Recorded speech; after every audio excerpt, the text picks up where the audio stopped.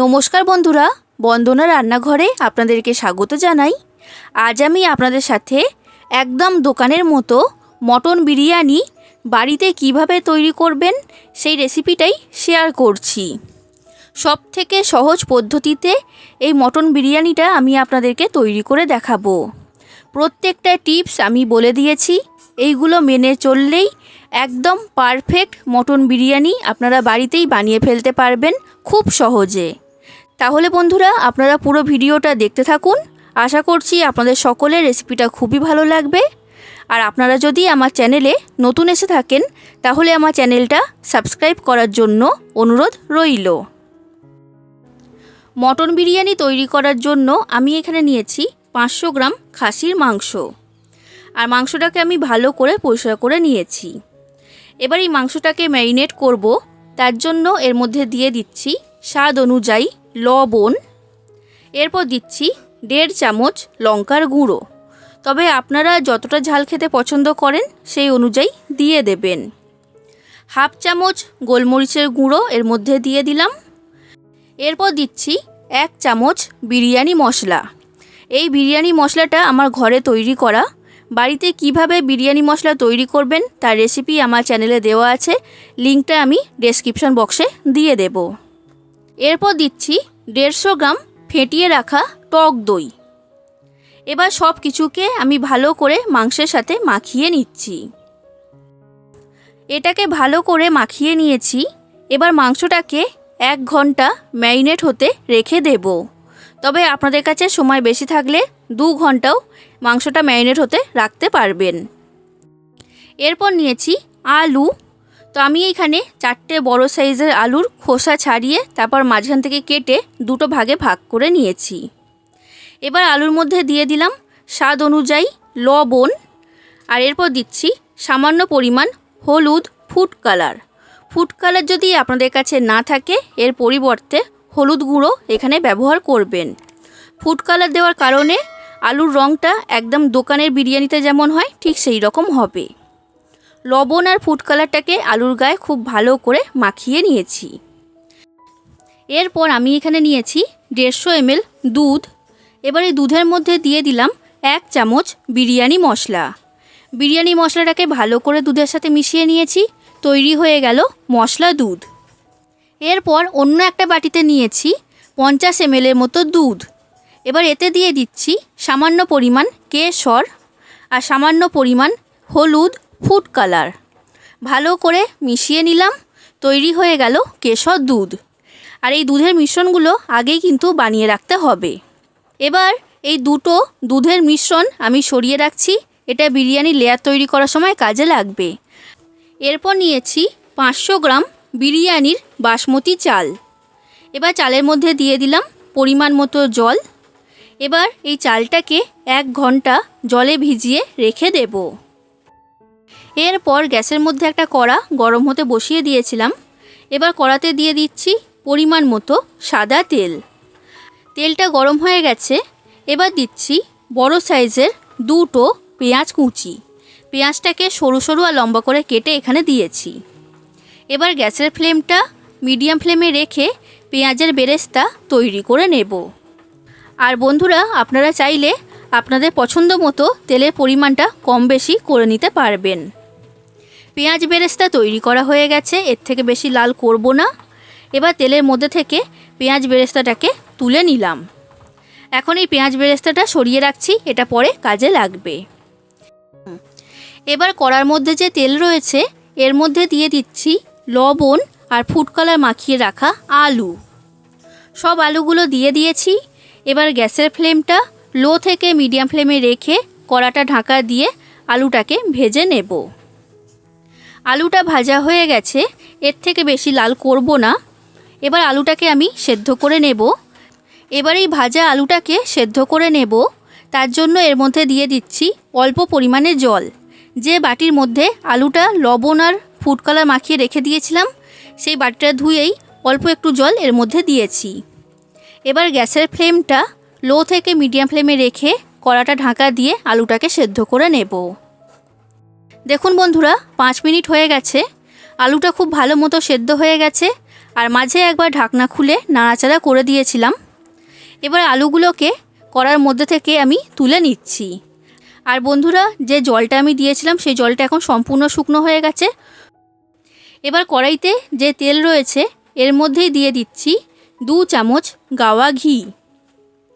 এবার দিচ্ছি একটা তেজপাতা, 4টে ছোট এলাচ, 4টে লবঙ্গ আর 2টো দারচিনি। আর এরপর দিলাম ছোটো চামচের হাফ চামচের মতো গোটা জিরে। এবার কড়ার মধ্যে দিয়ে দিচ্ছি 2টো বড় সাইজের পেঁয়াজ কুচি। এবার পেঁয়াজটাকে আমি ভেজে নেব। বেরেস্তা তৈরি করার সময় যেমন লাল করে পেঁয়াজ ভাজা হয় ঠিক সেই রকম করেই ভাজতে হবে। পেঁয়াজটা আমার ভাজা হয়ে গেছে। এবার দিচ্ছি বড় চামচের 1 চামচ আদা বাটা আর বড় চামচের 1 চামচ রসুন বাটা। এবার আদা রসুন বাটাটা দিয়ে 1 মিনিটের মতো ভেজে নিচ্ছি। আদা রসুনটা ভাজা হয়ে গেছে। এবার ম্যারিনেট করে রাখা খাসির মাংসটা কড়ার মধ্যে দিয়ে দিলাম। এবার এই মাংসটাকে গ্যাসের ফ্লেমটা মিডিয়াম ফ্লেমে রেখে 5 মিনিট কষিয়ে নেব। দেখুন বন্ধুরা, 5 মিনিট মাংসটাকে কষিয়ে নিয়েছি। এবার গ্যাসের ফ্লেমটা লো ফ্লেমে রেখে কড়াটা ঢাকা দিয়ে আরও 5 মিনিট এটাকে কষিয়ে নেব। 5 মিনিট পর কড়া ঢাকনা খুলে নিয়েছি। মাংসটাকে ভালো করে নাড়াচাড়া করে মিশিয়ে নিলাম। এখন মাংসের মধ্যে থেকে তেল বের হতে শুরু করে দিয়েছে। এবার মাংসের মধ্যে দিয়ে দিচ্ছি ছোটো চামচের 1 চামচের মতো চিনি। আর এরপর দিচ্ছি হাফ চামচ বিরিয়ানি মশলা। আর এরপর দিচ্ছি সামান্য পরিমাণ শাহি গরম মশলা। যে বাটির মধ্যে মাংসটাকে ম্যারিনেট করে রেখেছিলাম সেই বাটিটা ধুয়ে অল্প জল এর মধ্যে দিয়ে দিলাম, যাতে মাংসটা কষানোর সময় পুড়ে না যায়। সব কিছুকে ভালো করে আমি মাংসের সাথে মিশিয়ে নিয়েছি। এবার গ্যাসের ফ্লেমটা লো ফ্লেমে রেখে কড়াটা ঢাকা দিয়ে 10 মিনিট মাংসটাকে কষিয়ে নেব।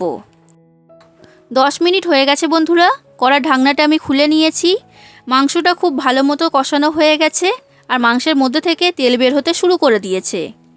এবার গ্যাসের ফ্লেমটা আমি বন্ধ করে দিলাম। এবার মাংসটা সেদ্ধ করার জন্য আমি এখানে নিয়েছি একটা প্রেসার কুকার। এবার এই প্রেসার কুকারের মধ্যে কষা মাংসটা দিয়ে দিলাম। এবার দিয়ে দিচ্ছি 500 ml জল। যে কড়ার মধ্যে মাংসটাকে আমি কষিয়েছিলাম সেটা ধুয়েই এখানে জলটা দিয়েছি। প্রেসার কুকারের ঢাকনাটা বন্ধ করে দিয়েছি। এবার 6টা সিটি দিয়ে মাংসটাকে সেদ্ধ করে নেব। দেখুন বন্ধুরা, 6টা সিটি দিয়ে মাংসটাকে সেদ্ধ করে নিয়েছি আর মাংসটা খুব ভালো মতো সেদ্ধ হয়েছে। তবে আপনাদের যদি মনে হয় মাংস শক্ত রয়েছে তখন আপনারা সিটির পরিমাণটা বেশি করে দিয়ে দেবেন। এবার এই ঝোলের মধ্যে থেকে মাংসগুলোকে আলাদা বাটির মধ্যে তুলে নিচ্ছি। সব মাংসগুলোকে আলাদা করে তুলে নিয়েছি। এবার এই মাংসের ঝোলটাকে একটা বাটির মধ্যে আমি ঢেলে নিলাম। এবার দেখুন বন্ধুরা, এই মাংসের ঝোলের উপরে যে তেলটা রয়েছে এই তেলটাকে আমি একটা বাটির মধ্যে তুলে নিচ্ছি। শুধুমাত্র তেলটাই নিতে হবে, মশলাটা নিলে কিন্তু হবে না। যতটা সম্ভব তেল আমি এই ঝোলের মধ্যে থেকে তুলে নিয়েছি। ঝোলটাকে এখন আমি সরিয়ে রাখলাম। এবার এই তেলের মধ্যে দিয়ে দিচ্ছি বড় চামচের 1 চামচ গাওয়া ঘি। ঘিটাকে ভালো করে এর সাথে মিশিয়ে নিচ্ছি। এটা হচ্ছে রোগান। এই রোগানটা বিরিয়ানির লেয়ারে ব্যবহার করব। এবার বিরিয়ানির ভাতটা তৈরি করব। তার জন্য গ্যাসের মধ্যে একটা বড় পাত্রে জল গরম হতে বসিয়ে দিয়েছিলাম। জলটা এখন ফুটে উঠতে শুরু করে দিয়েছে। এবার জলের মধ্যে দিয়ে দিচ্ছি একটা তেজপাতা, 4টে ছোট এলাচ, 4টে লবঙ্গ, 2টো দারচিনি, বড় চামচের 2 চামচ লবণ আর 1 টুকরো লেবু। লেবুর রসটা দেওয়ার পর লেবুর খোসাটাও জলের মধ্যে দিয়ে দিয়েছি। আর এরপর দিচ্ছি 1 চামচ সাদা তেল। এরপর দিচ্ছি 1 চামচ কেওড়া জল আর 1 চামচ গোলাপ জল। সব কিছুকে ভালো করে মিশিয়ে নিলাম। এবার দিয়ে দিচ্ছি ভিজিয়ে রাখা চাল। আর চালটাকে আমি 2 থেকে 3 বার জল পাল্টিয়ে ভালো করে ধুয়ে নিয়েছি, তারপর এখানে দিচ্ছি। এবার গ্যাসের ফ্লেমটা মিডিয়াম থেকে হাই ফ্লেমে রেখে ভাতটাকে তৈরি করে নেব। আর ভাতটাকে এখানে পুরোপুরি সেদ্ধ করলে হবে না, 70% মতো সেদ্ধ করে নিতে হবে। বন্ধুরা, আপনাদের যদি এই মটন বিরিয়ানি রেসিপিটা ভালো লাগে তাহলে অবশ্যই লাইক করে দেবেন, শেয়ার করে দেবেন আর কমেন্ট করে জানাবেন কেমন লেগেছে রেসিপিটা। আর আমার চ্যানেলটা যদি এখনও পর্যন্ত সাবস্ক্রাইব না করে থাকেন তাহলে অবশ্যই আমার চ্যানেলটাকে সাবস্ক্রাইব করে দেবেন। দেখুন বন্ধুরা, 70 থেকে 80% ভাতটাকে আমি সেদ্ধ করে নিয়েছি। এই রকম একটু শক্ত থাকবে, এই অবস্থাতেই নামিয়ে নিতে হবে। গ্যাসের ফ্লেমটা বন্ধ করে দিয়েছি। এবার জলের মধ্যে থেকে ভাতটাকে ছেঁকে একটা ঝুড়ির মধ্যে আমি তুলে নিচ্ছি। সব ভাতগুলোকে আমি ঝুড়ির মধ্যে নিয়ে নিয়েছি। আর এর মধ্যে যে লেবুর খোসাটা দিয়েছিলাম সেটাকে আমি ফেলে দিয়েছি। এখন ভাতটাকে আমি সরিয়ে রাখছি। এরপর একটা বাটির মধ্যে আমি নিয়ে নিচ্ছি বড় চামচের 2 চামচ গোলাপ জল আর বড় চামচের 2 চামচ কেওড়া জল। ও দিচ্ছি 3 থেকে 4 ফোঁটা মিঠা আতর। এবার সব কিছুকে ভালো করে মিশিয়ে নিলাম। এটা এখন তৈরি। এবার বিরিয়ানি লেয়ারটা তৈরি করব। তার জন্য আমি এখানে নিয়েছি একটা বড় সাইজের ডেকচি। ডেকচির পরিবর্তে আপনারা এখানে হাঁড়ি ব্যবহার করতে পারবেন। ডেকচির মধ্যে দিয়ে দিলাম বড় চামচের 1 চামচ গাওয়া ঘি। ঘিটাকে খুব ভালো করে চারিদিকে লাগিয়ে নিয়েছি।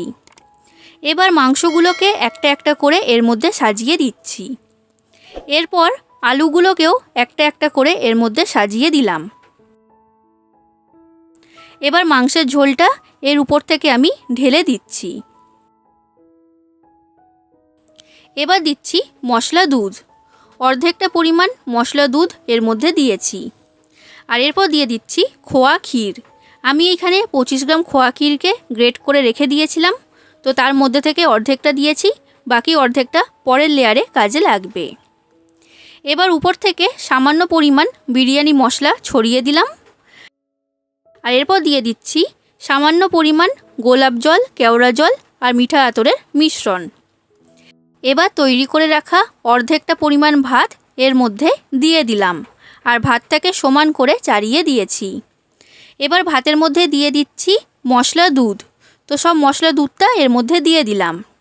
আর এরপর দিচ্ছি 2 চামচ কেশর মেশানো দুধ। এবার দিচ্ছি খোয়া ক্ষীর। এরপর দিয়ে দিচ্ছি খোয়া ক্ষীর আর সব খোয়া ক্ষীরটা আমি এর মধ্যে দিয়ে দিয়েছি। এরপর দিচ্ছি অর্ধেকটা পরিমাণ পেঁয়াজ বেরেস্তা আর সামান্য পরিমাণ বিরিয়ানি মশলা। আর এরপর দিয়ে দিচ্ছি গোলাপ জল, কেওড়ার জল আর মিঠা আতরের মিশ্রণ। এবার বাকি যে ভাতটা রয়েছে সবটাই আমি এর মধ্যে দিয়ে দিলাম আর সমান করে ভাতটাকে চাড়িয়ে নিয়েছি। এবার এই ভাতের মধ্যে দিয়ে দিচ্ছি পেঁয়াজ বেরেস্তা। এবার যে রোগানটা আমি তৈরি করেছিলাম সেই রোগানটা এই লেয়ারের উপরে ছড়িয়ে দিচ্ছি আর চারিদিকে ভালো করে এটাকে ছড়িয়ে দিতে হবে। এরপর দিয়ে দিচ্ছি গোলাপ জল, কেওড়া জল আর মিঠা আতরের মিশ্রণ। এটাকেও সমান করে চারিদিকে ছড়িয়ে দিয়েছি। এরপর দিচ্ছি কেশর দুধ আর উপর থেকে দিয়ে দিলাম সামান্য পরিমাণ বিরিয়ানি মশলা। সব লেয়ারগুলো তৈরি করা হয়ে গেছে। এবার ডেচকিটাকে আমি ঢাকা দিয়ে দিলাম। এবার এই মটন বিরিয়ানিটাকে দমে বসাবো। তার জন্য গ্যাসের মধ্যে ডেচকিটাকে বসিয়ে দিয়েছি। এবার হাই ফ্লেমে রেখে 5 থেকে 6 মিনিট এটাকে দম দেব। 5 থেকে 6 মিনিট পর ডেচকিটাকে সরিয়ে এবার গ্যাসের মধ্যে একটা চাটু বসিয়ে দিয়েছি।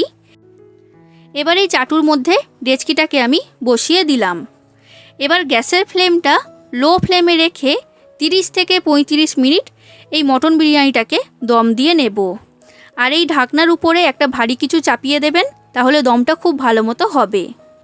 এবার দেখুন বন্ধুরা, 30 থেকে 35 মিনিট মটন বিরিয়ানিটাকে দম দিয়ে নিয়েছি। এবার গ্যাসের ফ্লেমটা আমি বন্ধ করে দিলাম।